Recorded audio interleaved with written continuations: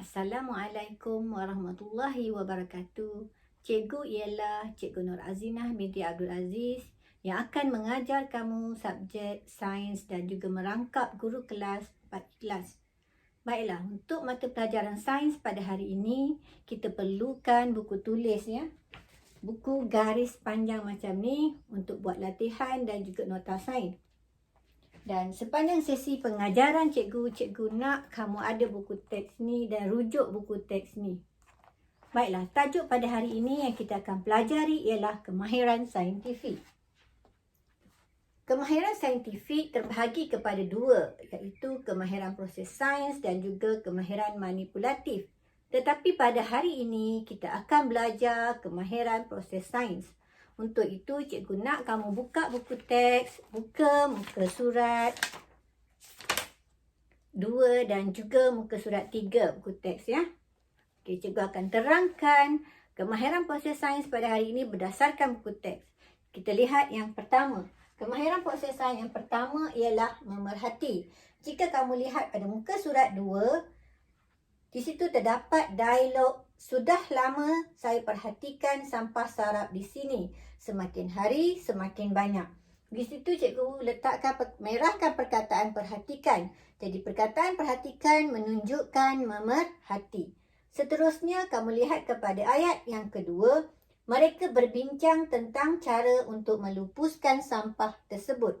Perkataan berbincang menunjukkan kemahiran proses sains berkomunikasi. Dan seterusnya ialah, cuba kamu tengok ayat, bagus cadangan itu. Tapi kita kena asingkan sampah sarap ini dahulu mengikut jenisnya. Jadi perkataan asing di situ menunjukkan kemahiran proses sains mengelas. Okay, baiklah, untuk yang seterusnya kemahiran mengukur. Kamu lihat pada muka surat 3 iaitu ayat, kita timbang tank aluminium ini dahulu sebelum dijual. Ini menunjukkan kemahiran proses sains mengukur menggunakan data. Dan seterusnya ialah kemahiran proses sains meramal. Perhatikan ayat, saya ramalkan kita akan memperoleh RM8 hasil jualan tin aluminium sahaja. Jadi perkataan ramalkan di situ menunjukkan kemahiran proses sains meramal. Yang seterusnya ialah kemahiran proses sains inference. Cuba kamu lihat ayat, betul alasan kamu itu, baunya pun akan hilang selepas ditanam. Okey, perkataan alasan di sini menunjukkan kemahiran proses sains untuk inference. Baiklah. Seterusnya, cikgu akan terangkan dari segi kemahiran proses sains memerhati. Kamu boleh tengok aktiviti payung terjun pada muka surat 4 pada buku teks. Cikgu tunjukkan ya. Okey. Kamu digalakkan untuk membuat aktiviti ini, tetapi kalau tak cukup bahan, tak ada masalah. Jika kamu buat, kamu boleh perhatikan sama ada payung, apabila kamu lepaskan payung terjun kamu itu, sama ada ia jatuh atau lambat. Di situ ialah kamu telah membuat pemerhatian. Pemerhatian ialah perkara yang kita nak tengok pada akhir eksperimen apabila kita membuat sesuatu eksperimen. Jadi kita nak tengok sama ada kamu boleh tengok payung kamu tadi jatuh cepat ataupun lambat. Okay. Untuk kemahiran proses sains yang kedua ialah mengelas. Okay. Di sini cikgu nak kamu membuat pengelasan berdasarkan objek yang ada dalam rumah kamu. Contohnya cikgu beri di sini ialah kamu mengelaskan objek yang berbentuk bulat dan berbentuk 4 segi. Sebagai contoh, kamu perhatikan dalam rumah kamu, contohnya pinggan.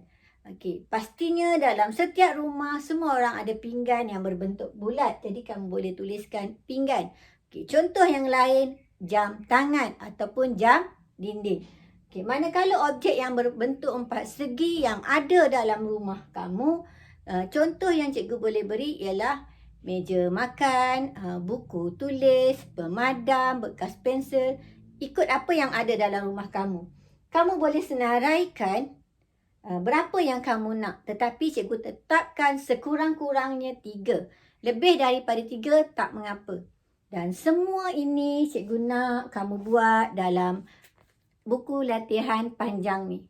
Ya, kamu tulis, mesti pastikan ada tarikh dan nota yang cikgu buat ni kamu masukkan dalam buku latihan ni. Baiklah, cikgu akan dekatkan sedikit.